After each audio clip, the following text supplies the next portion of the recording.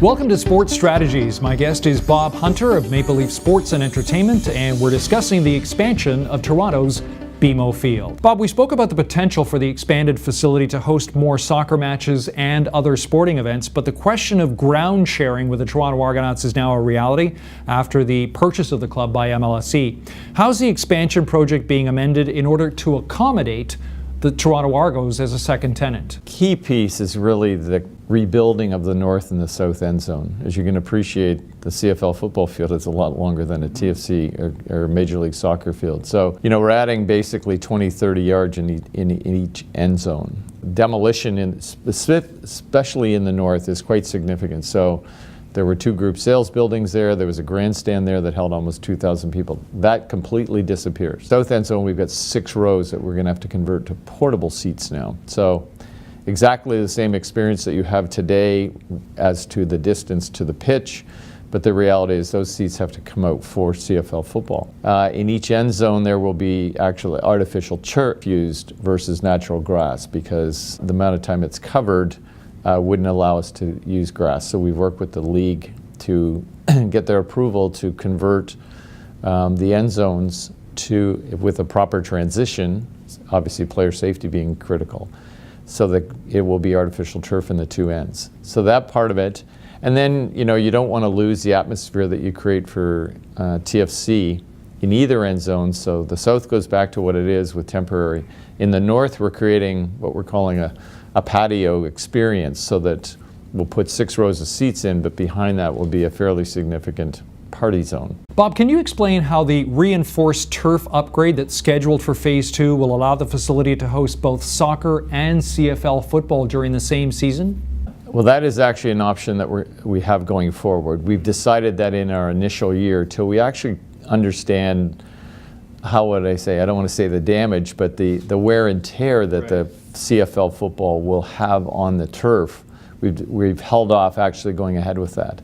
If at the end of the season we conclude that that's a must, then it's really a matter of a 2 to 3 week stitching program where you actually bring in these large units from Europe and they stitch in plastic fiber into the turf, into the grass. So it's still natural grass, but what this does is provide additional root support and strength to accommodate more use. And so that option is there. We've met with the suppliers. We know exactly the amount of time and the cost that's required. But what we've done for this year is we've actually bought 2 different real fields that are growing up in mid-Ontario. And if we find that the turf is suffering more wear and tear than anticipated, we'll actually just remove it and replace it during the season, the whole field.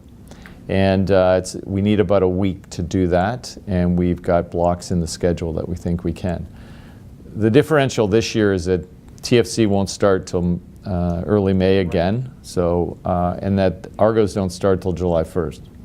So we're kind of guessing what we're going to do this year, but we've got alternative and backups in case we find that the football is too difficult or too tearing on the pitch and is not allowing us to provide a good surface for TFC.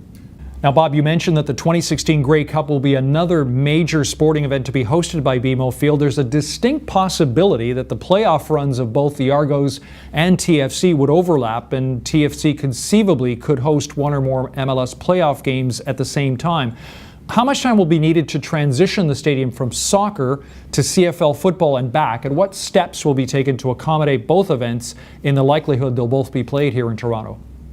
Well, it's really a scheduling exercise, and the way that both leagues' playoff scenarios work, they only play their games on the weekends. And for us, it's really a matter of they can play 2 days in a row, both teams, but soccer just has to go first. Sure. Football is obviously the more stressful on the pitch, and it's really just a matter of us working with the leagues to ensure that if TFC has a weekend game, that they play Saturday, and we'll be fine for Argos on Sunday. The field, from what we understand and the research that we've done, probably takes about 5 days to recover. So we need 5 days break between football and TFC again, And that's the way the schedule's being laid out now for during the season.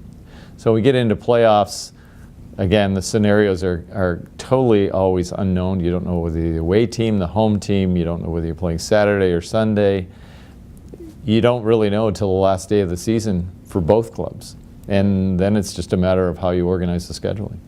Bob, what are some other future potential hosting opportunities that MLSE is considering for BMO Field? Are concerts and music festivals a possibility? I would say on the sporting side, absolutely. It's an open slate. You know, we've had a great relationship with the Rugby Canada for the last couple of years and have hosted either one or two games each year. And there's a sport that takes its toll on the turf, obviously. So again, it's more of a programming challenge based upon when they've got European or international teams that they want to play. But no, I mean, if from any international soccer to any international football to any international rugby, I mean, that's what the stadium is there for. It's just really, again, a matter of programming to ensure that everybody gets an excellent pitch when they play. Right. So we're hoping to expand that. The concert business is a challenging one in that, you know, it really takes its toll on the field because you've got to cover it for 4 or 5 days.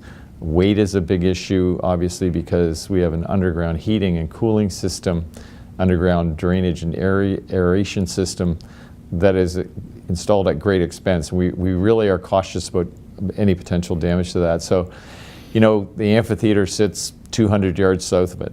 You know, we've been partners with Live Nation on all the concerts that they produce and all the shows that they do here. So between us, Rogers Centre, and the amphitheater, we're not sure that BMO needs to have a lot of concerts because of the other options that are available to it.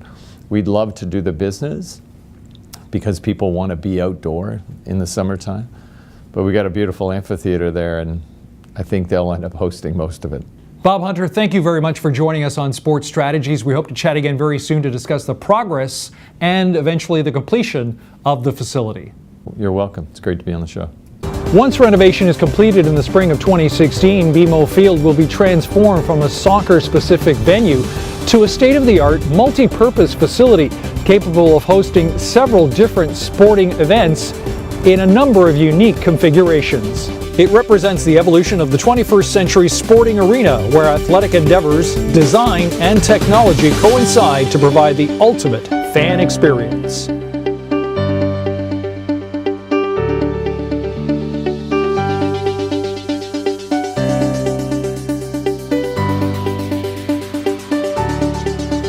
You can have your say on the subjects that were discussed today on Sports Strategies. You can express your point of view to the program via social media using any one of these access links.